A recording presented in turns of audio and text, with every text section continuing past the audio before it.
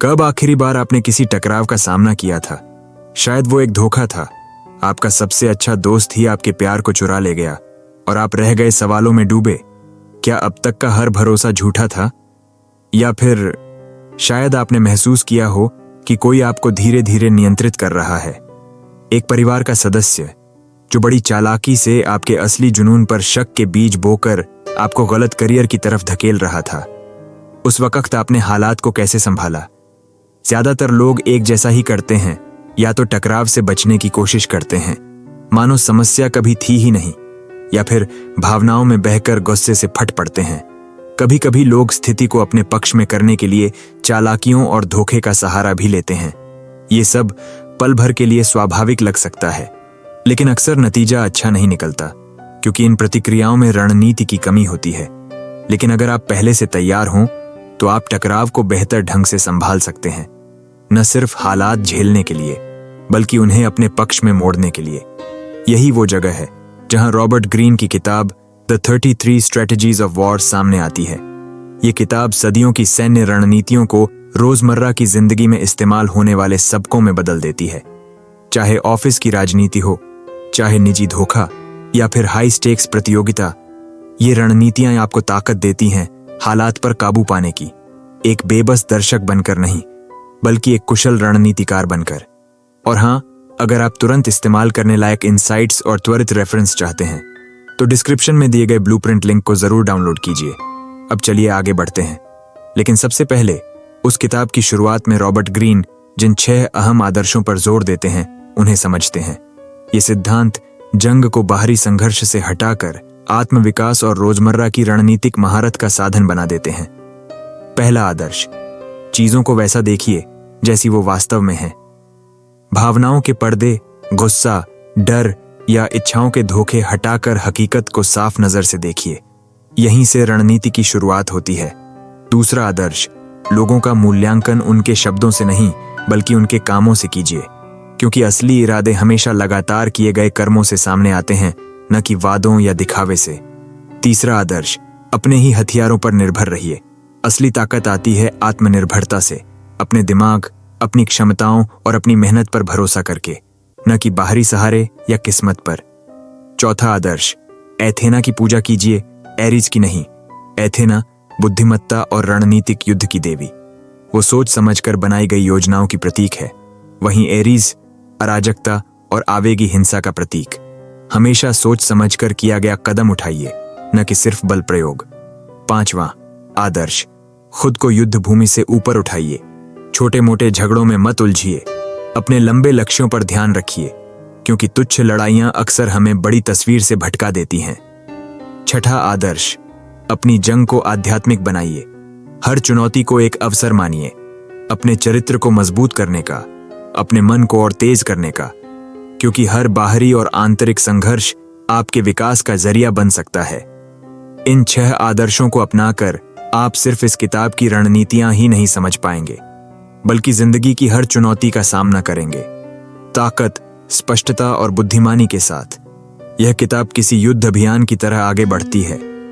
शुरुआत होती है आंतरिक जंग से, अपने मन पर काबू पाना, भावनात्मक कमजोरियों को हराना और स्पष्टता को विकसित करना।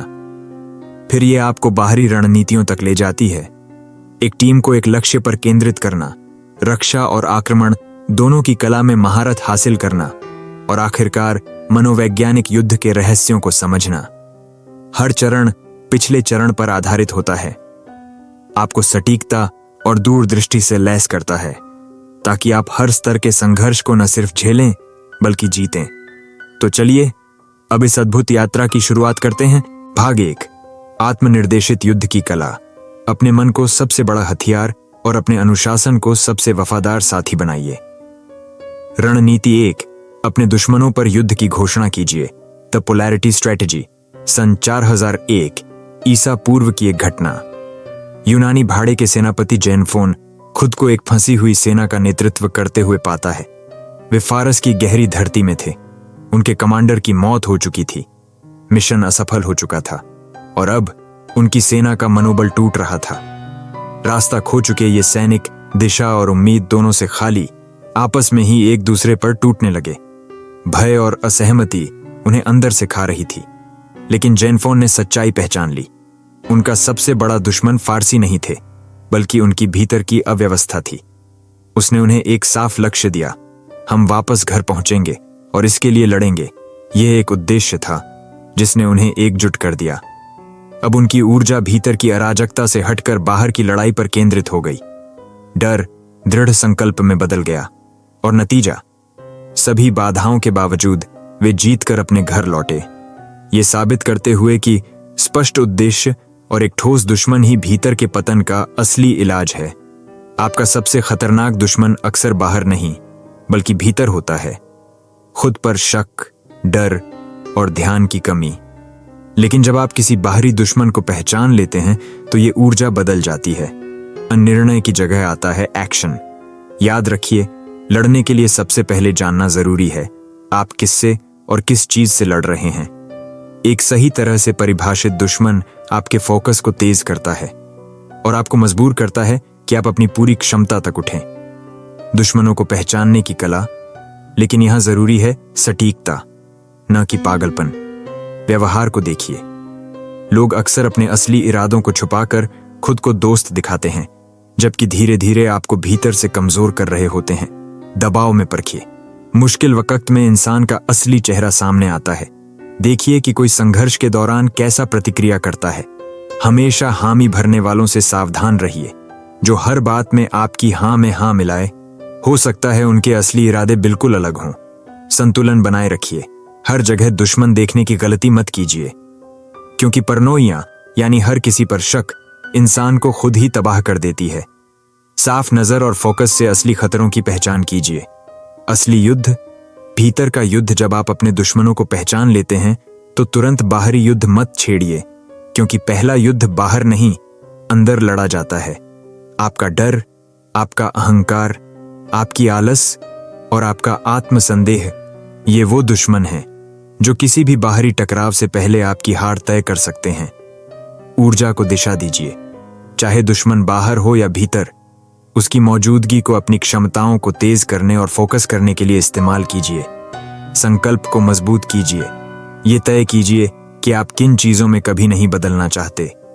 एक मजबूत पहचान ही आपको धोखे और ध्यान भटकाने से बचाती है। लोकप्रियता नहीं, सम्मान चुनिए।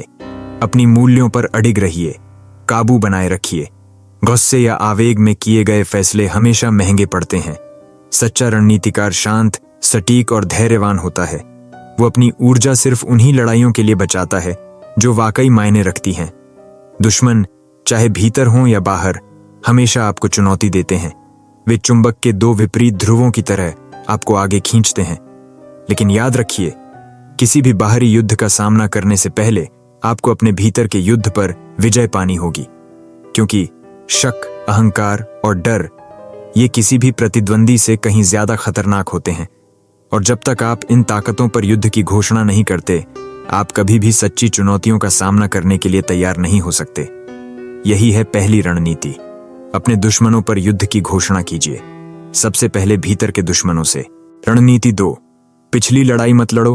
मन का गुरिल्ला युद्ध, the guerrilla war of the mind. Miyamoto Musashi इतिहास के सबसे महान समुराई योद्धाओं में से एक। उसकी सबसे बड़ी ताकत क्या थी? अनिश्चितता। वह कभी एक ही तरीका बार बार इस्तेमाल नहीं करता, हमेशा बदलता रहा, हमेशा लचीला रहा। अपने प्रतिद्वंद्वियों को अस्थिर और असुरक्षित बनाए रखा, और जब वे सबसे कम उम्मीद करते तभी वह वार करता। एक ऐसा वार जो उन्हें सिर्फ प्रतिक्रियात्मक बना देता। इसी वजह से मुसाशी अनगिनत लड़ाइयों में विजयी हुआ। उसका दर्शन आज भी उतना ही प्रासंगिक है। जो कल काम आया वो आज भी काम करेगा। यह मानना सबसे बड़ी भूल है। सफलता हमेशा बदलती परिस्थितियों के साथ ढलने में है। बीते हुए कल का बोझ हमारे विकास की सबसे बड़ी बाधा अक्सर बाहर नहीं, बल्कि भीतर होती है। हमारी अपनी ही जीत और हमारी ही हार कभी हमें आगे बढ़ने से रोक देती है। पुरानी जीतों की यादें, पुराने तरीकों का मोह और यह भ्रम कि जो पहले काम आया था वो हमेशा काम आएगा, ये सब हमें ठहराव में कैद कर देते हैं। पुरानी जीत हमें अहंकारी बना सकती है। हम मान लेते हैं कि पुराने तरीके ही हमेशा सफलता देंगे, लेकिन यही सोच हमें बदलती दुनिया में असफल कर देती है। और पुरानी हार हमें पंगु बना सकती है। गलतियों से सीखना जरूरी है, लेकिन अगर हम उनमें ही उलझे रहें तो आज के मौके हमारी नजरों से ओझल हो जाते हैं। इसलिए जीत और हार दोनों ही अगर ठीक से संभाली न जाए तो हमारी निर्णय क्षमता को कमजोर कर देती है, हमें कठोर सोच में बांध देती है और नई संभावनाओं को देखने से अंधा कर देती है। मुक्त होने की कला तो बढ़ने के लिए आपको क्या करना होगा? हर चीज पर सवाल उठाइए। अपने सिद्धांतों और तरीकों को स्थायी मत मानिए। उन्हें बार बार परखिए कि क्या वो आज भी मायने रखते हैं। पुराने तरीकों को छोड़ने का साहस रखिए, भले ही उन्होंने आपको कभी बड़ी सफलता दिलाई हो। अगर वो आज काम नहीं आ रहे तो उनसे छुटकारा पा लीजिए, जंजीरों को तोड़ दीजिए, बीती जीतों और बीती हारों के बोझ से खुद को मुक्त कीजिए। परिचित चीजों की सुविधा छोड़िए और बदलाव के डर से आगे बढ़िए। जिज्ञासु बनिए। वर्तमान को हमेशा एक नए विद्यार्थी की तरह देखिए। जो रणनीतिकार महान बनते हैं वो लचीले रहते हैं, हर चुनौती का सामना नई सोच और साहसी रचनात्मकता से करते हैं। मन का गुरिल्ला युद्ध 4 कदम। पहला, पुराने फॉर्मूलों को छोड़िए। कल के हल आज की समस्याओं का समाधान नहीं होंगे। हर परिस्थिति को आज की नजर से परखिए और उसी के मुताबिक रणनीति घड़िए। दूसरा, लचीले और प्रवाहमान बनिए। एक गुरिल्ला की तरह सोचिए। कभी भी कठोर रणनीति मत अपनाइए, हमेशा गतिशील, प्रतिक्रियाशील और बदलाव के लिए तैयार रहिए। तीसरा, वर्तमान पर फोकस कीजिए। बार बार अपने विश्वास और तरीकों को जांचिए। क्या वो अभी भी आपकी मदद कर रहे हैं या सिर्फ अतीत के अवशेष बन चुके हैं? पुरानी लड़ाई भूल जाइए, गलतियों से सीखिए, लेकिन उनमें अटके मत रहिए। महान रणनीतिकार हमेशा वर्तमान में जीते हैं। वो चीजों को वैसा ही देखते हैं जैसी वो वास्तव में हैं, न कि अतीत की धुंधली यादों के चश्मे से। चौथा, रिश्तों में नवाचार लाइए। पुराने ढर्रों को तोड़िए, लोगों को अपने नए व्यवहार से चौंकाइए। ऐसा करने से रिश्ते ताजा रहते हैं, पुराने पैटर्न टूटते हैं और व्यक्तिगत व पेशेवर दोनों संबंध और गहरे व प्रामाणिक बनते हैं। यही है मन का गुरिल्ला युद्ध। पुरानी जीतों और हारों की जंजीरों से मुक्त हो जाइए, वर्तमान को अपनाइए, लचीले रहिए और हर चुनौती का सामना नई रणनीति और नई ऊर्जा के साथ कीजिए। रणनीति 2, पिछली लड़ाई मत लड़ो, क्योंकि असली योद्धा वो है जो हर दिन, हर क्षण नया होकर लड़ता है। रणनीति 3, अशांति के बीच अपने मन को मत खोइए। द काउंटर बैलेंस स्ट्रेटेजी साल था 1801। Battle of Copenhagen. British admiral Lord Nelson एक बेहद अराजक और निर्णायक स्थिति में थे। उनके वरिष्ठ अधिकारी डर से घिर गए। उन्होंने हार मानते हुए पीछे हटने का संकेत दे दिया, लेकिन नेल्सन शांत, संयमित और दृढ़। उन्होंने अपना दूरबीन अपनी अंधी आंख पर रखी और मुस्कुराते हुए कहा, मुझे तो कोई संकेत दिखाई ही नहीं दे रहा। यह साहसिक अवज्ञा इतिहास बदल गई। नेल्सन ने निर्णायक कदम उठाया, बड़ी तस्वीर देखी और युद्ध की दिशा पलट दी। उनकी मिसाल हमें सिखाती है, अराजकता और उथल पुथल के बीच भी अगर आप शांत और संयमित रहें तो आप न सिर्फ सही निर्णय ले सकते हैं, बल्कि दूसरों में आत्मविश्वास जगा सकते हैं और विपरीत परिस्थितियों को विजय में बदल सकते हैं। युद्ध भूमि की सच्चाई, हर युद्ध की गर्मी में अराजकता राज करती है। आपका मन अचानक आने वाली रुकावटों, शक, संदेह, यहां तक कि अपने साथियों की आलोचनाओं से भी घिर जाता है। ऐसे क्षणों में डर, गुस्सा, निराशा, ये सब आपको बहा ले जाते हैं। लेकिन सफलता सिर्फ ताकत से नहीं मिलती, इसके लिए चाहिए presence of mind. Presence of mind क्या है? प्रेजेंस ऑफ माइंड यानी अराजकता से ऊपर उठकर स्थिति को साफ नजर से देखना। ये भावनाओं को दबाने के बारे में नहीं है, ये उन्हें काबू करने के बारे में है, ताकि वो आपको नियंत्रित न करें। जब आपके पास प्रेजेंस ऑफ माइंड होता है, आप अव्यवस्था में छिपे मौके देख पाते हैं, बदलती परिस्थितियों में तुरंत ढल जाते हैं, अपने आसपास के लोगों के लिए स्थिरता और आत्मविश्वास का स्रोत बन जाते हैं, और जबकि बाकी लोग घबराहट में डूब रहे होते हैं, आप उसी अराजकता को अपने लाभ में बदल देते हैं। प्रेजेंस ऑफ माइंड कैसे विकसित करें? ये कोई जन्मजात गुण नहीं है, ये एक कौशल है जिसे कोई भी अभ्यास से सीख सकता है। 1, अपने मन को कठिनाइयों के लिए प्रशिक्षित कीजिए। मुश्किलों से भागिए मत, उनका सामना कीजिए। हर चुनौती का सामना आपका मन और मजबूत बना देता है। 2, आत्मनिर्भर रहिए। दूसरों पर ज्यादा निर्भरता आपको कमजोर बनाती है। अपने निर्णयों पर भरोसा कीजिए, अपने समस्याओं का हल खुद निकालिए। 3. छोटे छोटे कामों पर ध्यान दीजिए। जब डर और घबराहट बढ़े तो साधारण कार्यों में खुद को व्यस्त कर लीजिए। ये छोटे छोटे पूरे हुए काम आपके मन को फिर से स्पष्टता देते हैं। चोर मूर्खों को सहन कीजिए। बेवकूफी, नकारात्मक लोग और ध्यान भटकाने वाले ये हमेशा रहेंगे, लेकिन उन्हें अपनी ऊर्जा मत दीजिए। उन्हें बस हल्की सी परेशानी मानकर अनदेखा कर दीजिए। 5. फिंगर टिप फील विकसित कीजिए, यानी तेज सहज निर्णय लेने की क्षमता, ऐसी मानसिक फुर्ती जो आपके प्रतिद्वंद्वी से कई कदम आगे हो। 6. अलग हो जाइए और नजरिए को बदलिए। लोगों को वैसा देखिए जैसे वो वास्तव में हैं, कमजोर, डरे हुए, अपूर्ण इंसान, न कि डरावने दानव। ये दूरी आपको भावनाओं से आजाद करती है और नियंत्रण वापस देती है। अंतिम बात, प्रेजेंस ऑफ माइंड। अराजकता के बीच भी आपको साफ दृष्टि और नियंत्रण देता है, लेकिन सिर्फ स्पष्टता काफी नहीं। आपको यह भी जानना होगा कि इसे इस्तेमाल कैसे करना है, क्योंकि जब आप अव्यवस्था का सामना करते हैं तो आपके सामने 2 ही विकल्प होते हैं, या तो आप अराजकता में डूब जाएं या फिर उसे अपने पक्ष में मोड़ लें। रणनीति 3 का सबक, अशांति के बीच भी अपने मन को मत खोइए। यही है असली रणनीतिकार की पहचान। रणनीति 4, तात्कालिकता और हताशा का भाव जगाइए। The death ground strategy, Fyodor Dostoevsky, रूस के महानतम उपन्यासकारों में से एक। उन्हें मौत की सजा सुनाई गई थी। वह फायरिंग स्क्वाड के सामने खड़े थे और बस कुछ ही पल बाद गोलियों की बौछार उनकी जिंदगी खत्म कर देती, लेकिन उसी अंतिम क्षण में उनकी सजा माफ कर दी गई। उस मौत के बेहद करीब का अनुभव उनकी पूरी जिंदगी बदल गया।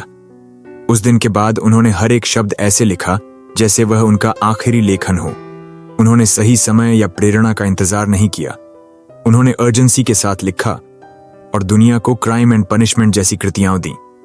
मृत्यु का सामना, जीवन का जागरण। दोस्तोयेव्स्की का अनुभव हमें यह सिखाता है, जब हम समय की सीमितता को सच मान लेते हैं तो हम छोटी मोटी बातों में समय गंवाना छोड़ देते हैं। हम अपने कामों को प्राथमिकता देते हैं, हमारी नजर साफ होती है और हमारे भीतर एक ऐसी तात्कालिकता जन्म लेती है जो हमें असाधारण बना देती है। युद्ध हो या जीवन, असली बदलाव तब आता है जब पीछे हटने का कोई रास्ता न बचे। यही है डेथ ग्राउंड, एक ऐसी स्थिति जहां पीछे हटना असंभव है, जहां बचने का एक ही रास्ता है, पूरी ताकत से आगे बढ़ना। जब आपकी पीठ दीवार से सट जाती है तो यही दबाव आपके फोकस को तेज करता है, आपकी रचनात्मकता को प्रज्वलित करता है और आपके भीतर छिपी अनजानी क्षमता को बाहर लाता है। लेकिन अगर आपने हमेशा अपने लिए कोई बैकअप रखा है, कोई सुरक्षित रास्ता, तो वह सुविधा आपको बांट देती है। आपका ध्यान बढ़ जाता है और आपका संकल्प कभी पूरी ताकत से सामने नहीं आता। सफलता के लिए जरूरी है सुरक्षा का जाल काट दीजिए, अपना सब कुछ दांव पर लगाइए और चुनौतियों का सीधा सामना कीजिए। डेथ ग्राउंड स्ट्रैटेजी अपनाने के 5 तरीके। पहला, बर्न द शिप्स। पीछे हटने का हर रास्ता मिटा दीजिए। अपने लक्ष्य के लिए पूरी तरह प्रतिबद्ध हो जाइए। जब असफलता का विकल्प ही न बचे तो आपका मन और आपकी ऊर्जा दोनों एकदम तेज हो जाते हैं। दूसरा, मृत्यु को स्वीकार कीजिए। हमारे पास समय सीमित है, इस सच्चाई को याद रखिए। सोचिए, अगर आपके पास अब बस थोड़े दिन बचे हों तो आप किन चीजों को प्राथमिकता देंगे? यही तात्कालिकता आपके हर कदम को सार्थक बना देगी। तीसरा, तैयार होने का इंतजार मत कीजिए। परफेक्ट टाइम का इंतजार सबसे बड़ा धोखा है। शुरू कर दीजिए, भले ही आप तैयार महसूस न कर रहे हों। यही दबाव आपको ढालेगा, आपको मजबूत बनाएगा। चौथा, उच्च दांव वाली परिस्थितियों की तलाश कीजिए। आराम आपकी महत्वाकांक्षा को मार देता है। खुद को ऐसे माहौल में डालिए जहां दांव बड़े हों। यही दबाव आपको आपके सर्वश्रेष्ठ तक धकेलेगा। उन रिश्तों, आदतों और सुरक्षा जालों को छोड़ दीजिए जो आपको ठहरा हुआ रखते हैं। पांचवां, बेचैन रहिए। संतोष विकास का दुश्मन है। अपनी बेचैनी को अपनी ऊर्जा बनाइए। हमेशा कुछ बड़ा करने की चाहत रखिए, क्योंकि स्थिरता और आराम धीरे धीरे आपकी धार को कुंद कर देते हैं।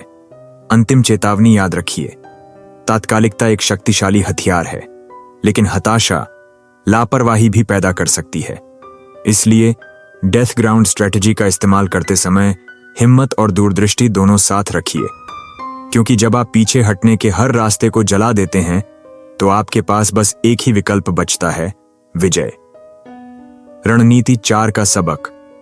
अपने लिए डेथ ग्राउंड तैयार कीजिए, पीछे हटने का रास्ता मिटाइए और पूरी ताकत से आगे बढ़िए।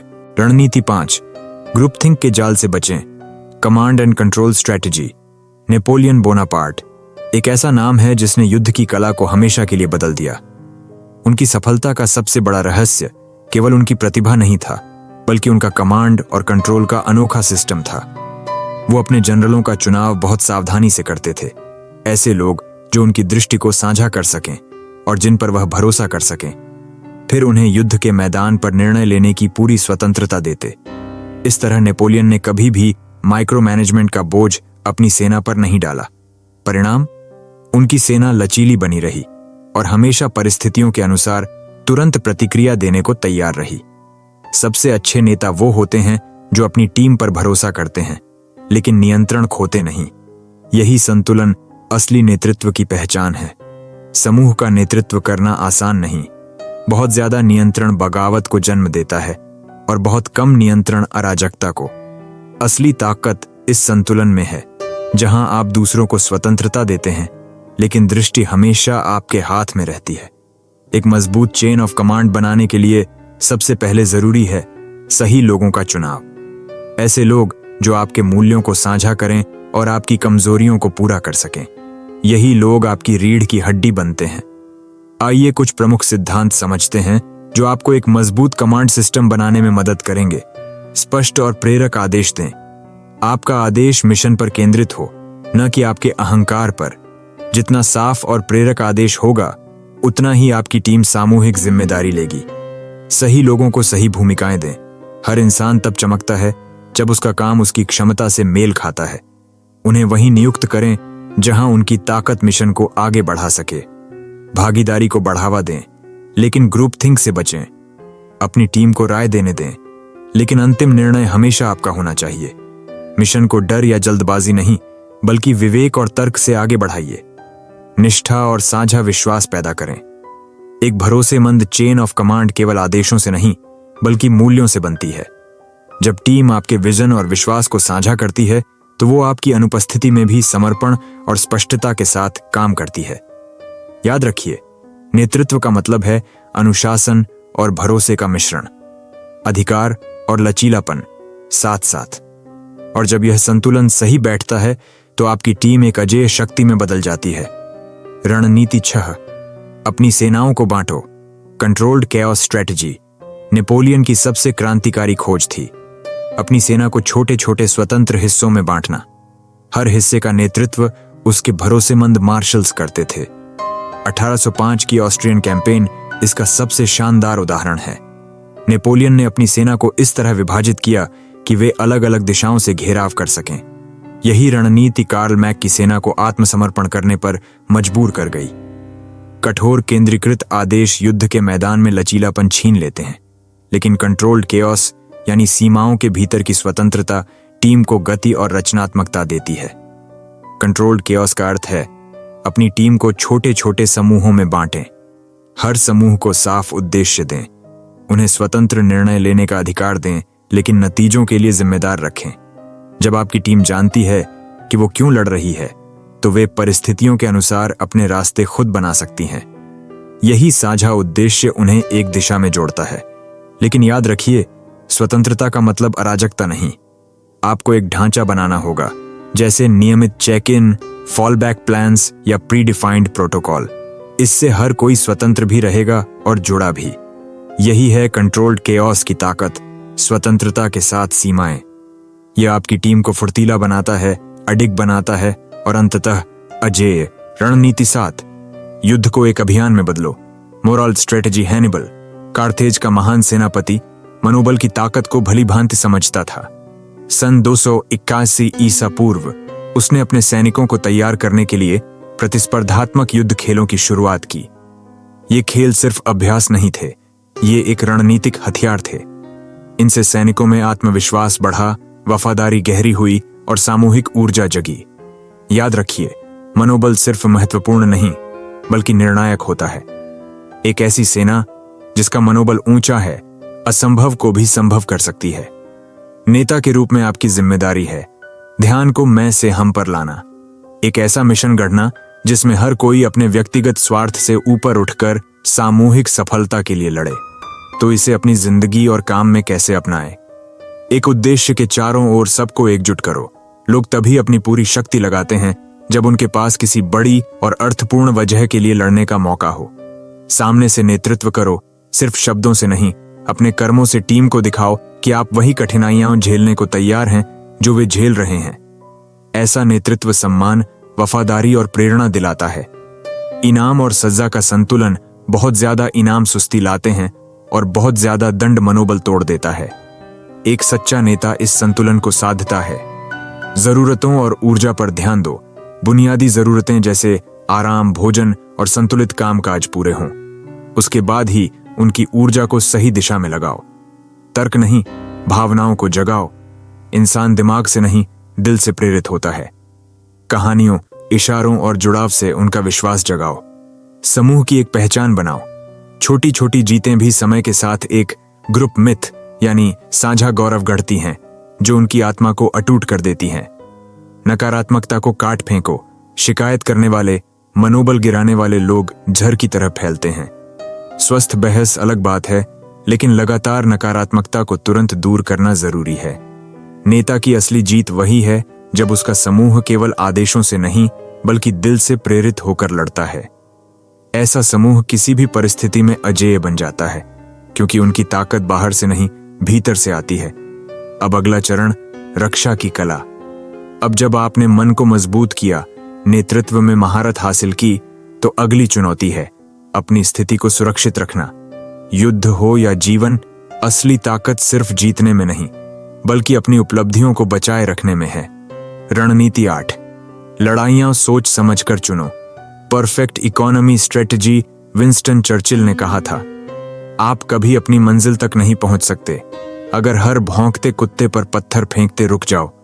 उनकी यह सोच एक गहरे सबक को उजागर करती है। हर लड़ाई लड़ने लायक नहीं होती। कुछ जीत तो सकते हो, पर उनकी कीमत इतनी भारी होती है कि हार जीत से बेहतर लगती है। सच्ची रणनीति वही है जहां संयम हो, जहां फोकस हो, जहां आपकी ऊर्जा और संसाधन केवल उन्हीं मोर्चों पर खर्च हों जो सबसे निर्णायक हों। हमारे पास सीमित संसाधन हैं, समय, ऊर्जा, अवसर और साधन। सबसे बड़ा खतरा बाहर का दुश्मन नहीं होता, बल्कि यह लालच कि हर मौके के पीछे भागो, हर लड़ाई लड़ो। यही लालच थकान, बिखराव और हार का असली कारण है। असली सफलता उसी की है जो सीमाओं को पहचानता है, जो जानता है कहां अपनी ऊर्जा केंद्रित करनी है और कहां चुपचाप पीछे हटना है। जहां यह सबसे ज्यादा मायने रखता है, वहीं अपनी ऊर्जा लगाओ। जिन लोगों के पास संसाधन कम होते हैं, जरूरत उन्हें रचनात्मक बनाती है। गरीबी में जीने वाले लोग अक्सर अनोखे समाधान खोज लेते हैं क्योंकि उन्हें करना ही पड़ता है, लेकिन जिनके पास सब कुछ होता है वे अक्सर ध्यान भटका लेते हैं और अपनी ताकत बर्बाद कर देते हैं। दूसरा, बचो पिरिक विक्ट्री से। हर जीत असली जीत नहीं होती। पायरस नाम के राजा ने युद्ध तो जीता, लेकिन उसकी सेना इतनी बुरी तरह टूट गई कि वह जीत ही उसकी सबसे बड़ी हार बन गई। आज की भाषा में सोचो, कुछ बिजनेस तेजी से फैलने के लिए कर्ज और संसाधन सब झोंक देते हैं, पर कुछ ही समय बाद ढह जाते हैं। ऐसी जीत जो तुम्हें खोखला कर दे, असल में हार ही है। तीसरा, कमजोरियों को रणनीति से निशाना बनाओ। कोई भी अजेय नहीं होता। हर दुश्मन में कोई न कोई दरार होती है। वो दरार ढूंढो और वहीं वार करो। बेमकसद इधर उधर ताकत बर्बाद मत करो। याद करो द्वितीय विश्व युद्ध का डी-डे। मित्र राष्ट्रों ने फ्रांस के नॉर्मैंडी के उस हिस्से पर हमला किया जहां दुश्मन की रक्षा सबसे कमजोर थी। इस एक चाल ने युद्ध का रुख पलट दिया। चौथा, हार्ड वर्क के भ्रम से बचो। समाज हमें सिखाता है कि ज्यादा मेहनत करो, ज्यादा घंटे काम करो, तभी सफलता मिलेगी। पर सच्चाई यह है कि लगातार भागते रहना केवल थकावट देता है। रणनीति का मतलब है सही वक्त पर सही वार करना। एक सटीक चाल 100 बेकार घंटों से कहीं बेहतर है। मकसद है इम्पैक्ट, न कि अंधी मेहनत। पांचवां, परफेक्ट इकोनॉमी की कला में निपुण बनो। सफलता का रहस्य है कम संसाधनों से अधिक असर पैदा करना। अपनी ताकत बचाओ, केवल जरूरी लड़ाइयां लड़ो, अपने विरोधी की कमजोरियों पर वार करो। अपनी सीमाओं को बाधा मत समझो, उन्हें नवाचार की चिंगारी बनाओ। साथ ही दुश्मन को उसकी ऊर्जा बर्बाद करने पर मजबूर करो। प्रैक्टिकल मंत्र। किसी भी चुनौती से पहले अपने संसाधनों का आकलन करो। सोचो कहां ताकत लगानी है और कहां नहीं। हर मौके के पीछे मत भागो। अपनी योजनाएं अपनी ताकत के साथ जोड़ो। असली जीत संसाधनों को थकाकर नहीं, बल्कि उन्हें सटीक और उद्देश्यपूर्ण ढंग से इस्तेमाल करने से मिलती है। याद रखो, हर लड़ाई तुम्हारे समय, ऊर्जा और संसाधनों के लायक नहीं होती। सोच समझकर चुनो और हर चाल को मायने दो। रणनीति 9, पलटवार करो। Counter attack strategy. सन 1944 अमेरिका का राष्ट्रपति चुनाव अभियान। फ्रैंकलिन डी रूजवेल्ट पर लगातार हमले हो रहे थे। विरोधी उन्हें गाली देते, झूठ फैलाते ताकि वो गुस्से में आकर प्रतिक्रिया दें, लेकिन रूजवेल्ट चुप रहे। फिर एक दिन विरोधियों ने उनके पालतू कुत्ते पर हमला किया। तब रूजवेल्ट ने हल्के फुल्के मजाक और ह्यूमर से जवाब दिया। इसने विरोधियों को छोटा और बेतुका दिखा दिया और जनता उनके साथ खड़ी हो गई। यह है काउंटर अटैक की ताकत। धैर्य रखो, दुश्मन को ज्यादा बोलने दो, वो अपनी ही कमजोरियां खोल देगा, और जब वक्त सही हो तभी वार करो। सीख ये है, पहले हमला करना हमेशा फायदे का सौदा नहीं होता। पहले चलने से तुम्हारी योजना सामने आ जाती है। विरोधी को तैयारी का समय मिल जाता है। ऊर्जा और संसाधन तेजी से खत्म हो जाते हैं, और सबसे बड़ी बात, नियंत्रण तुम्हारे हाथ से निकलकर उसके पास चला जाता है।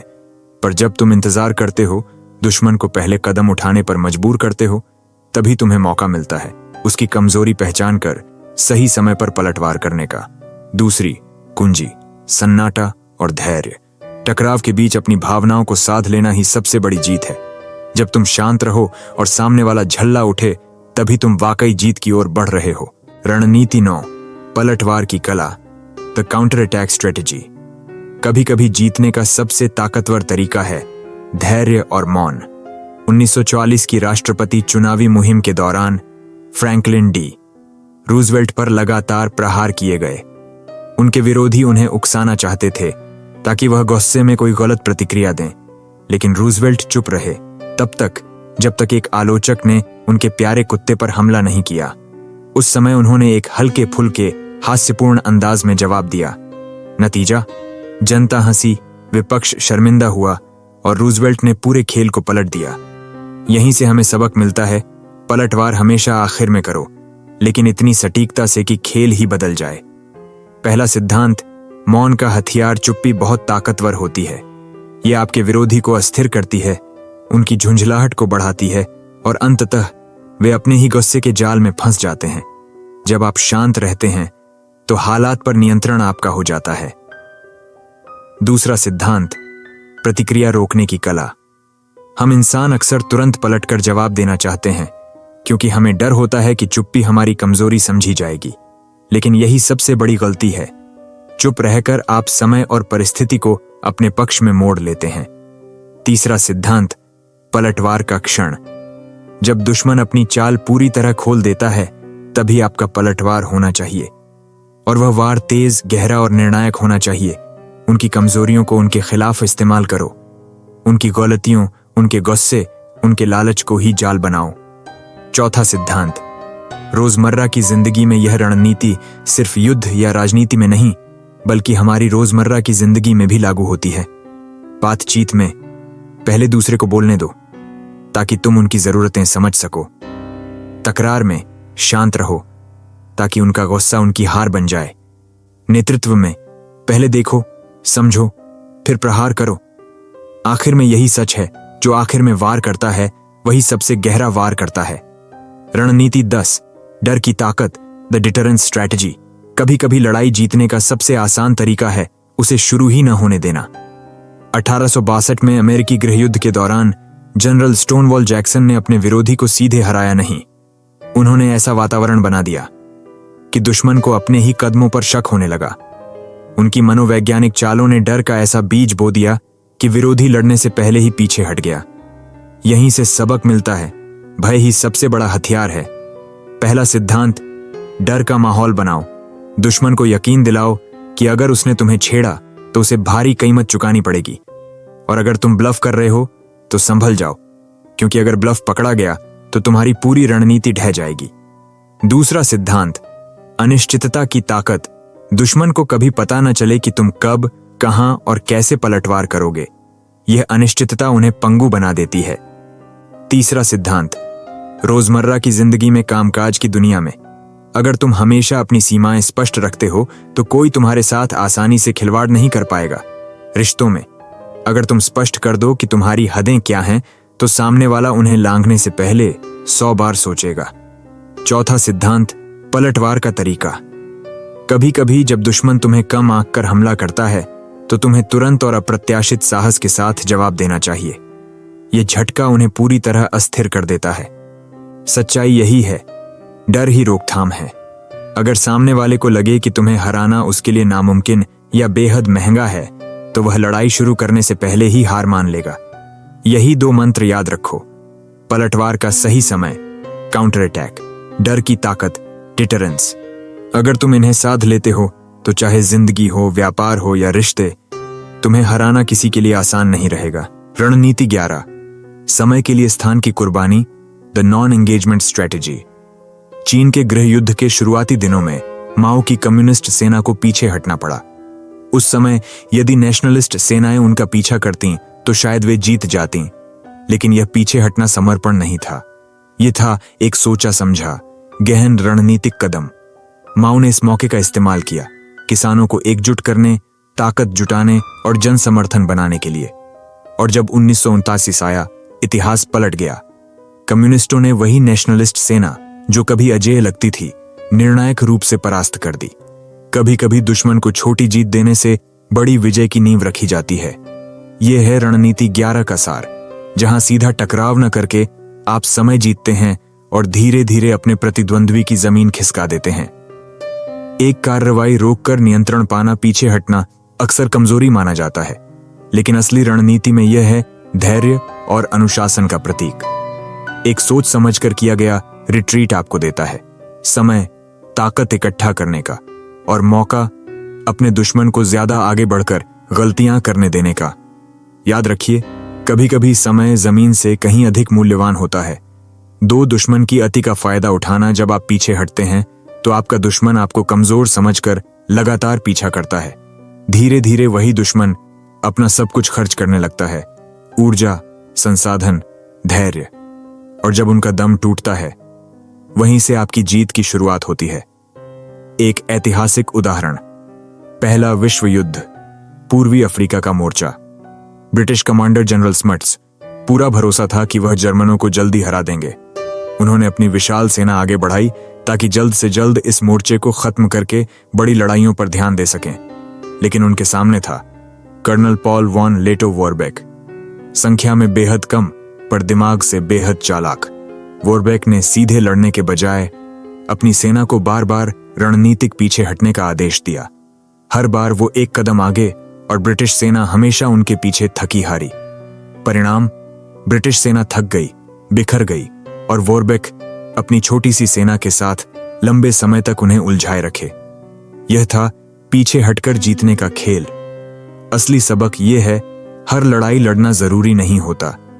कभी कभी जीत का रास्ता सीधा वार करने में नहीं, बल्कि समय खरीदने और दुश्मन को धीरे धीरे खत्म करने में छिपा होता है। यही है रणनीति 11, ट्रेड स्पेस फॉर टाइम, समय के लिए स्थान की कुर्बानी जारी। जनरल स्मट्स को लगा कि उन्होंने अपने दुश्मन को घेर लिया है। उन्होंने लेटो वॉरबेक की सेना का पीछा किया, नदियों को पार करते हुए, पहाड़ों पर चढ़ते हुए, जंगलों के बीच से गुजरते हुए। लेकिन इस लगातार पीछा करने की कीमत भारी पड़ी। ब्रिटिश सेना थक चुकी थी। जर्मन सैनिकों के छोटे छोटे लेकिन लगातार हमलों ने उनकी हिम्मत तोड़ दी। समय के साथ भूख, बीमारियां और थकान ने ब्रिटिश सेना को भीतर से खोखला कर दिया। और यह सब हुआ बिना किसी निर्णायक युद्ध के। 3 गैर मुकाबले को हथियार बनाना, रणनीतिक पीछे हटना केवल बचाव नहीं होता, यह आपके प्रतिद्वंद्वी के लिए भ्रम और निराशा का जाल बन जाता है। जब आप अचानक लड़ाई से हट जाते हैं तो सामने वाला घबरा जाता है, अक्सर उतावलेपन में गलत कदम उठाता है।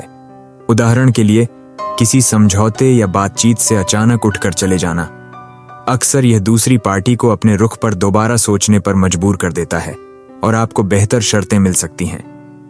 4 स्थान की कुर्बानी, समय पर नियंत्रण, अपने दुश्मन को जमीन या छोटा लाभ लेने देना, इसका मतलब यह नहीं कि वह जीत गया है। जब वह अपनी ऊर्जा और संसाधन एक टुकड़े जमीन पर खर्च कर रहा है, आप शांति से इंतजार कर रहे होते हैं उस पल का जब पलटवार सबसे घातक होगा। याद रखिए, खोई हुई जमीन आप वापस पा सकते हैं, लेकिन एक बार जो समय निकल गया वह कभी वापस नहीं आता। व्यापार और जीवन का सबक, यह सिद्धांत युद्ध से आगे भी लागू होता है। व्यवसाय की दुनिया में भी यही होता है। एक छोटी कंपनी अगर बड़ी कंपनी से सीधे टकराने से पीछे हट जाए तो अक्सर बड़ी कंपनी लालच में आगे बढ़कर ज्यादा निवेश करती है, अपने ही संसाधनों को खत्म कर देती है, और जब समय सही होता है छोटी कंपनी एक सोचा समझा वार करके खेल पलट देती है। अंतिम सबक, समय स्थान से अधिक मूल्यवान है।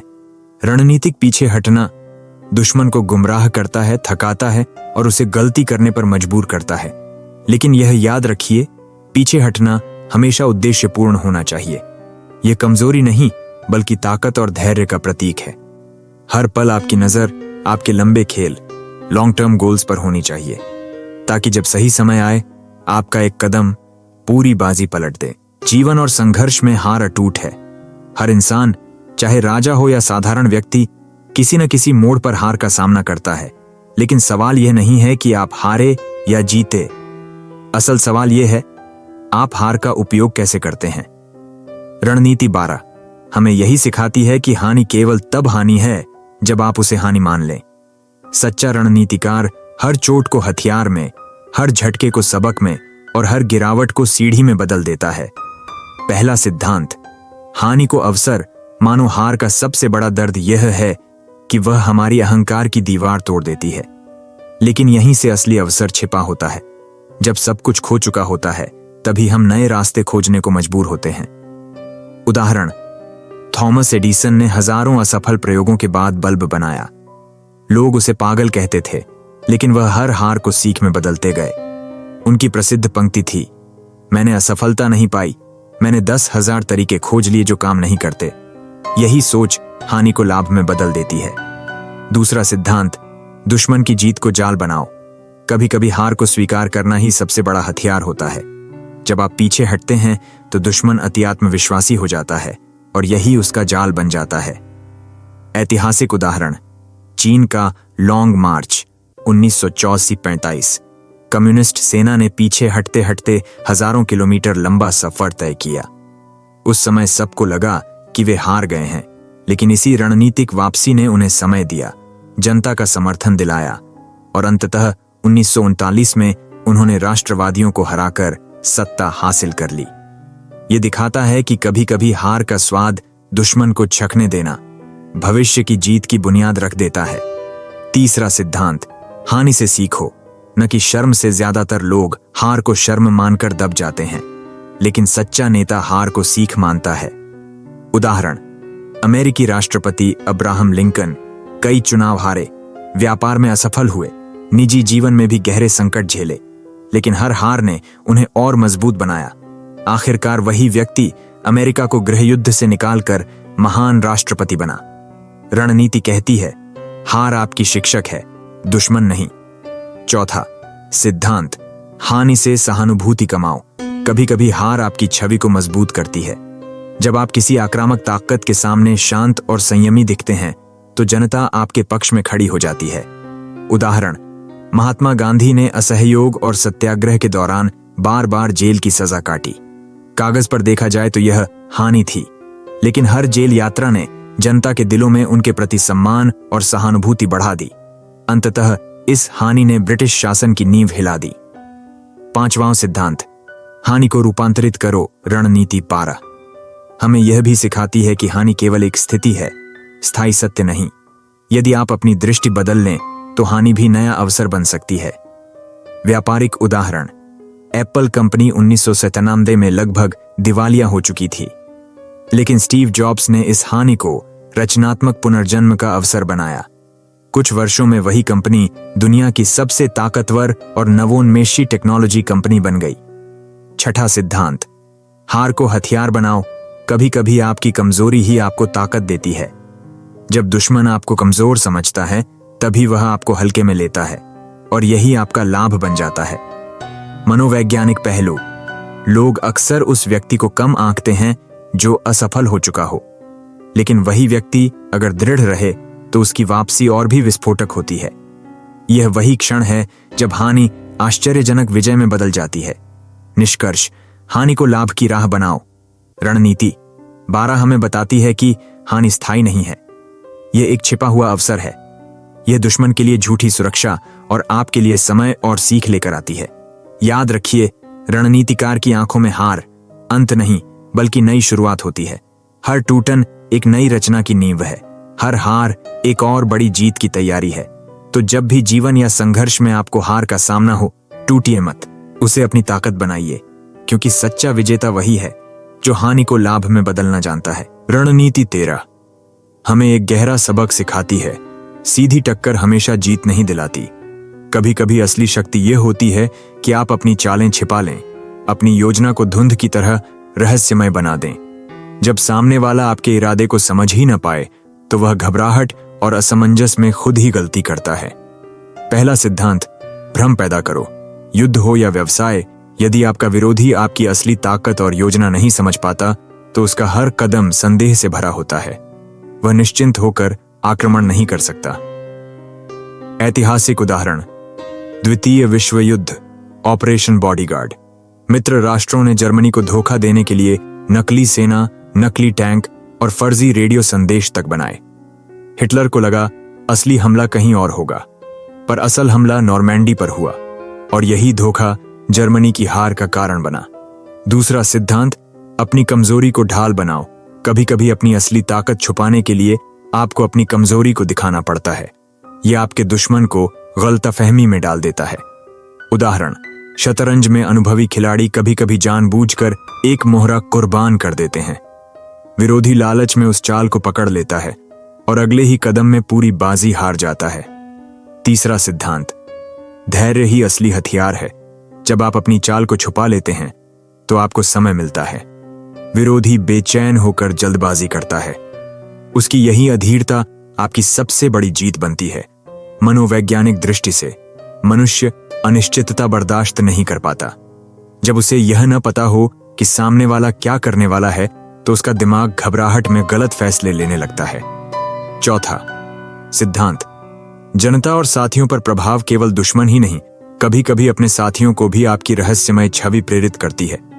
जब लोग ये नहीं जानते कि आपके पास कितनी ताकत है तो वे आपको हमेशा बड़ा और मजबूत मानते हैं। उदाहरण, छत्रपति शिवाजी महाराज, उन्होंने अपनी सेना का आकार हमेशा रहस्य में रखा। छापामार युद्ध की वजह से दुश्मनों को लगता था कि शिवाजी की सेना बहुत बड़ी है, जबकि सच में वह छोटी लेकिन बेहद फुर्तीली थी।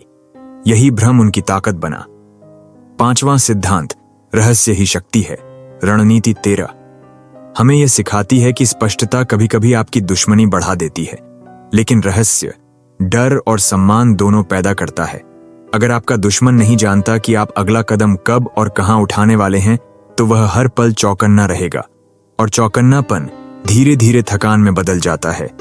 व्यावसायिक दृष्टांत, बिजनेस की दुनिया में भी यह रणनीति उतनी ही कारगर है। छोटी कंपनियां अक्सर अपनी योजनाओं को छिपाकर बड़े खिलाड़ियों को भ्रम में रखती हैं, जब तक दिग्गज कंपनियां अपनी सारी ऊर्जा अंदाजा लगाने में लगाती हैं। छोटी कंपनी चुपचाप बड़ा कदम उठा लेती है। उदाहरण, टेस्ला, इलॉन मस्क ने लंबे समय तक अपनी तकनीक और योजनाओं को रहस्य में रखा। जब पारंपरिक कार कंपनियां समझ पाईं, तब तक टेस्ला इलेक्ट्रिक कार बाजार का लीडर बन चुका था। निष्कर्ष, रणनीति 13 यह कहती है, अपनी ताकत को हर समय प्रकट मत करो। रहस्य और भ्रम दुश्मन को तोड़ने का सबसे आसान हथियार है। अनिश्चितता विरोधी को थका देती है और उसे गलतियों की ओर धकेलती है। याद रखो, शक्ति केवल ताकत दिखाने में नहीं बल्कि सही समय तक उसे छिपाने में है। जब आपकी चुप्पी दुश्मन की बेचैनी बने, तब आपकी जीत निश्चित है। रणनीति 14 कड़ी लड़ाई से बचो, चतुराई से जीत हासिल करो।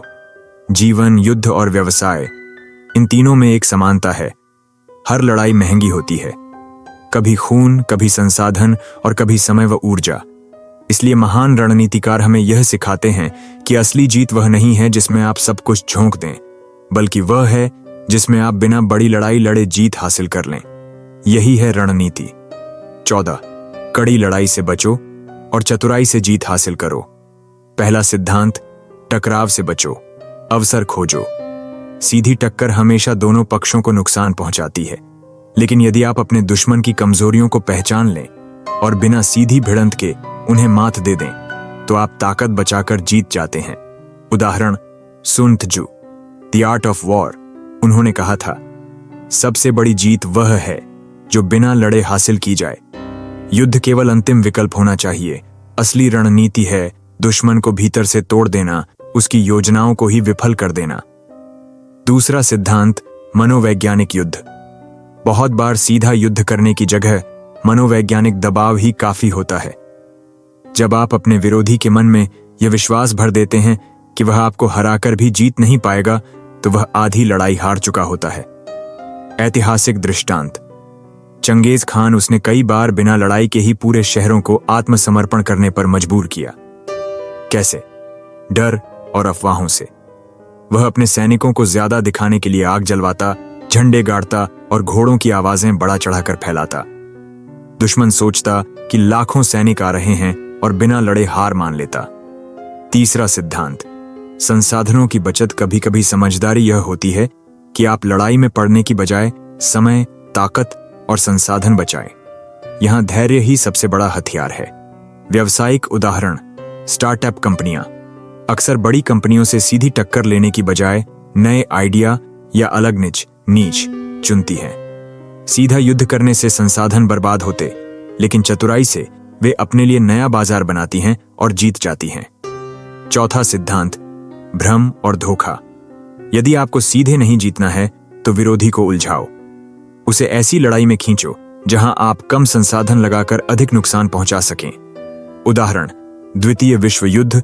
ब्रिटिश इंटेलिजेंस ब्रिटेन ने नकली सैनिक और फर्जी योजनाएं तैयार की ताकि जर्मनी असली हमले से भटक जाए। परिणाम यह हुआ कि असली युद्ध क्षेत्र में उन्हें कम विरोध मिला और आसानी से जीत हासिल की। पांचवां सिद्धांत, आधुनिक जीवन में प्रयोग रणनीति 14। केवल युद्ध के लिए नहीं है, यह रोजमर्रा की जिंदगी में भी उतनी ही कारगर है। कार्यस्थल, वर्कप्लेस। किसी सहकर्मी से सीधी बहस करने की बजाय आप चुपचाप उसकी गलती का सबूत इकट्ठा करें और सही समय पर प्रकट करें। आपकी ऊर्जा भी बचेगी और प्रभाव भी बड़ा होगा। बिजनेस, बड़े ब्रांड से सीधी प्रतिस्पर्धा करने की बजाय नई तकनीक, नया मॉडल या अलग ग्राहक समूह चुनकर उसे पीछे छोड़ें। व्यक्तिगत रिश्ते, कभी कभी सीधी बहस या लड़ाई रिश्तों को तोड़ देती है, लेकिन यदि आप शांत रहकर समय का इंतजार करके और सही शब्द चुनकर बात करें तो आप बिना झगड़े ही जीत जाते हैं। छठा सिद्धांत, धैर्य ही असली चतुराई है। रणनीति 14 हमें यह सिखाती है कि अधीरता, गुस्सा और अहंकार अक्सर हार का कारण बनते हैं, लेकिन यदि आप संयम रखते हैं और बिना बेकार की टक्कर के अपनी जीत की जमीन तैयार करते हैं तो वही असली महारत है। मनोवैज्ञानिक आधार, मानव मस्तिष्क हमेशा तुरंत प्रतिक्रिया देना चाहता है, लेकिन जो व्यक्ति रुककर सोचता है वही हमेशा लंबे समय में जीतता है। निष्कर्ष, रणनीति 14 का मूल मंत्र है, हर लड़ाई लड़ने लायक नहीं होती। सीधी टक्कर से बेहतर है रास्ता बदलना, चतुराई दिखाना और विरोधी को थका देना। असली जीत वह है जो बिना खून, पसीना और संसाधन बहाए हासिल हो। याद रखो, जो योद्धा हर बार तलवार नहीं निकालता वही सबसे बड़ा योद्धा है, क्योंकि उसकी चतुराई ही उसकी ढाल और उसका असली हथियार है। रणनीति 15, स्मॉल डोज ऑफ पॉइजन। धीरे धीरे दुश्मन को कमजोर करो। प्रस्तावना, सीधा हमला हमेशा प्रभावी नहीं होता। कभी कभी सबसे खतरनाक हथियार तलवार नहीं बल्कि धीमा जहर, स्लो पॉइजन होता है। यही है रणनीति 15 का मूल सिद्धांत। विरोधी पर अचानक चोट करने की बजाय उसे धीरे धीरे इतना कमजोर कर दो कि वह बिना युद्ध के ही हार मान ले। पहला सिद्धांत, धीरे धीरे कमजोर करना। जब आप किसी शत्रु को तुरंत नहीं हरा सकते, तब उसका आत्मविश्वास, संसाधन और ऊर्जा लगातार घटाते रहो। यह रणनीति कहती है कि हर दिन थोड़ा थोड़ा करके दुश्मन की शक्ति छीनो ताकि वह खुद ही अपनी हार स्वीकार कर ले। उदाहरण, रोमन साम्राज्य बनाम कार्थेज। रोमन सेनाओं ने कई बार कार्थेज को सीधी टक्कर में नहीं हराया, बल्कि लंबे समय तक नाकाबंदी करके उसके व्यापार और भोजन को काट दिया। धीरे धीरे कार्थेज इतना कमजोर हो गया कि एक दिन बिना बड़ी लड़ाई के ही वह रोमन शक्ति के आगे झुक गया। दूसरा सिद्धांत, धैर्य का हथियार। यह रणनीति पूरी तरह धैर्य, पेशेंस पर आधारित है। सीधा हमला आपको जल्दी थका देगा, लेकिन धीरे धीरे वार करने से विरोधी थक कर गिरता है। व्यावसायिक उदाहरण, बड़ी कंपनियां छोटे प्रतियोगियों को तुरंत खत्म नहीं करती। वे कीमतें धीरे धीरे घटाती हैं, मार्केटिंग का दबाव बनाती हैं और धीरे धीरे उनकी कैश फ्लो खत्म कर देती हैं। अंत में प्रतियोगी खुद ही बाजार से बाहर हो जाता है। तीसरा सिद्धांत, मनोवैज्ञानिक जड़ हमेशा आर्थिक या शारीरिक संसाधन ही नहीं, मन और आत्मविश्वास को भी धीरे धीरे तोड़ा जा सकता है। बार बार संदेह पैदा करो, छोटे छोटे अवरोध डालो, लगातार तनाव दो। विरोधी बाहर से मजबूत दिखेगा, लेकिन भीतर ही भीतर टूटने लगेगा। ऐतिहासिक दृष्टांत, शीत युद्ध, कोल्ड वॉर। अमेरिका और सोवियत यूनियन के बीच सीधी लड़ाई बहुत कम हुई, लेकिन लगातार प्रोपेगेंडा, आर्थिक दबाव और मनोवैज्ञानिक हथकंडों ने सोवियत यूनियन को धीरे धीरे इतना कमजोर किया कि वह अपने ही बोझ से ढह गया। चौथा सिद्धांत, संबंधों में प्रयोग। यह रणनीति केवल युद्ध या व्यवसाय में ही नहीं, बल्कि व्यक्तिगत रिश्तों में भी दिखाई देती है। कभी कभी लोग किसी को सीधे तोड़ते नहीं, बल्कि धीरे धीरे उनका आत्मविश्वास, उनकी आजादी या उनकी सोच को कमजोर करते रहते हैं। उदाहरण, एक बॉस रोज छोटी छोटी आलोचना करके कर्मचारी का मनोबल तोड़ता है। एक रिश्ता जिसमें पार्टनर धीरे धीरे दूसरे को गिल्ट या डाउट में डालता है, यह भी मानसिक स्लो पॉइजन है। पांचवां सिद्धांत, सावधानी, डिफेंसिव यूज, रणनीति। 15 हमें यह भी चेतावनी देती है, दूसरों का जहर पहचानना सीखो। कभी कभी आप सोचते हैं कि सब ठीक चल रहा है, लेकिन कोई लगातार आपकी ऊर्जा, समय और आत्मविश्वास खा रहा होता है। पहचान के संकेत, लगातार छोटी छोटी बाधाएं, बार बार डिले करना, आपकी हर उपलब्धि पर सटल डाउट डालना, बिना कारण गिल्ट दिलाना। यदि यह पैटर्न दिखे तो समझो कोई आप पर धीमा जहर चला रहा है। छठा सिद्धांत, धीमी जीत स्थायी होती है। धीरे धीरे कमजोर करने वाली जीत भले ही लंबा समय ले, लेकिन वह गहरी और स्थायी होती है, क्योंकि शत्रु बाहर से ही नहीं, अंदर से भी हार चुका होता है। मनोवैज्ञानिक आधार, मनुष्य बार बार छोटे नुकसान सहन कर लेता है, लेकिन लंबे समय तक चलते रहने पर उसकी ऊर्जा पूरी तरह खत्म हो जाती है। यही इस रणनीति का असली हथियार है। निष्कर्ष, रणनीति 15 हमें यह सिखाती है कि हर युद्ध तलवार से नहीं जीता जाता। कभी कभी सबसे असरदार हथियार धीमा और अदृश्य वार होता है। यदि आप धैर्य रखते हुए धीरे धीरे विरोधी को कमजोर करते हैं, तो वह आपके सामने खुद ही झुक जाएगा। याद रखो, तेज तूफान पेड़ उखाड़ सकता है, लेकिन धीरे धीरे गिरती बूंदें पहाड़ को भी काट देती हैं। अंत नहीं, एक नई शुरुआत। हमने इस ऑडियो बुक की यात्रा में अब तक 15 रणनीतियों को गहराई से समझा। हर रणनीति ने हमें एक नया दृष्टिकोण दिया, कभी आक्रामकता, कभी धैर्य, कभी मनोवैज्ञानिक खेल, तो कभी धीमी चालों का महत्व। लेकिन जरा रुक कर सोचिए, क्या 15 रणनीतियां ही पर्याप्त हैं? क्या युद्ध, जीवन और मानव स्वभाव की पूरी जटिलता सिर्फ यहीं तक सिमट जाती है? नहीं, यात्रा अभी अधूरी है। और यही है इस आउट्रो का मकसद, आपको उस अधूरी कड़ी का एहसास कराना, ताकि आप अगले चरण के लिए पूरी तैयारी के साथ आगे बढ़ें। अब तक की सीख, हर रणनीति ने हमें अलग अलग रंगों में सिखाया कि जीत सिर्फ ताकत से नहीं मिलती, बल्कि सोच, धैर्य और मनोविज्ञान से आती है। बोल्ड एक्शन जहां हिचकिचाहट हार दिलाती है, धैर्य और बौद्ध दृष्टिकोण जहां भावनाएं हटाकर बुद्धिमत्ता से निर्णय लिया जाता है, डेथ ग्राउंड स्ट्रेटेजी जहां पीछे हटने का विकल्प हटाकर जीत को मजबूरी बनाया जाता है, रणनीतिक वापसी जहां हार मानने जैसा दिखने वाला कदम असल में जीत की तैयारी होता है, धीमा जहर जहां विरोधी को धीरे धीरे कमजोर करके उसे स्वयं गिरने पर मजबूर किया जाता है। इन 15 रणनीतियों ने हमें यह सिखाया कि जीवन और युद्ध दोनों ही शतरंज की बिसात हैं। कभी आपको रानी की तरह आक्रामक खेलना पड़ता है और कभी प्यादे की तरह पीछे हटकर सही समय का इंतजार करना पड़ता है। अब सवाल उठता है, अगर हमने इतना कुछ सीख लिया है तो बाकी रणनीतियों की क्या जरूरत है? सोचिए, अगर आप किसी युद्ध में सिर्फ आधे हथियार लेकर जाएं तो क्या जीत सुनिश्चित होगी? अगर आप जीवन की जटिलताओं में सिर्फ आधी समझ लेकर उतरें तो क्या आप हर परिस्थिति में जीत पाएंगे?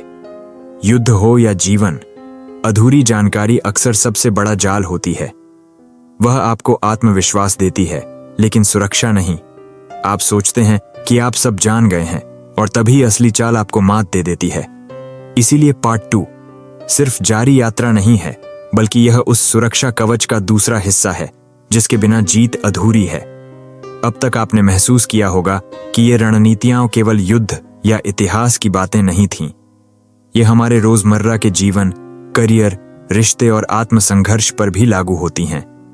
जब आपने सीखा कि धीरे धीरे जहर भी जीत दिलाता है, तो क्या आपने नहीं सोचा कि कभी-कभी आपके आसपास भी लोग यही खेल खेल रहे हैं? जब आपने जाना कि डेथ ग्राउंड स्ट्रेटेजी में पीछे हटने का विकल्प हटाना पड़ता है, तो क्या यह आपके सपनों और लक्ष्यों पर भी लागू नहीं होता? इसलिए यह किताब सिर्फ युद्ध की नहीं, बल्कि आपके जीवन की गाइड बुक है। अब पार्ट 2 में हम और गहरी रणनीतियों में उतरेंगे। रणनीतियां जो केवल बाहर की लड़ाइयों को नहीं, बल्कि भीतर की लड़ाइयों को भी जीतना सिखाएंगी। कैसे छलावा, डिसेप्शन से दुश्मन को भ्रमित किया जाता है, कैसे अलायंस और डिवाइड की राजनीति खेली जाती है, कैसे फियर और डिजायर को हथियार बनाया जाता है, और कैसे फाइनल ब्लो यानी निर्णायक वॉर किया जाता है। पार्ट 2 आपको सिर्फ रणनीतियों से नहीं, बल्कि विजेता की मानसिकता, विनर्स माइंडसेट से लैस करेगा। तो अब समय है इस पहले भाग को समेटने का। लेकिन याद रखिए, यह समापन नहीं, बल्कि दूसरे अध्याय का द्वार है। आप अभी उस सैनिक की तरह हैं जिसने युद्ध के नियमों का आधा हिस्सा सीख लिया है। अब यदि आप यहीं रुक गए, तो यह ज्ञान आपको अधूरा लाभ देगा। लेकिन अगर आप पार्ट 2 तक पहुंचते हैं, तो आप न केवल युद्ध जीतना सीखेंगे, बल्कि जीवन को एक नई दृष्टि से जीना भी। याद रखो, रणनीतियां हथियार हैं, और हथियार केवल उतने ही कारगर हैं जितना उन्हें धारण करने वाले योद्धा का मन और आत्मा। अगर आपने अब तक की 15 रणनीतियां समझी हैं, तो आपने अपने मन की तलवार को धार दी है। लेकिन आने वाले भाग में आप सीखेंगे उस तलवार को कब म्यान से निकालना है और कब छिपा कर रखना है। तो तैयार हो जाइए, यह यात्रा यहीं रुकती नहीं। रणनीति 16 से लेकर अंतिम रहस्यों तक की असली लड़ाई पार्ट 2 में आपका इंतजार कर रही है।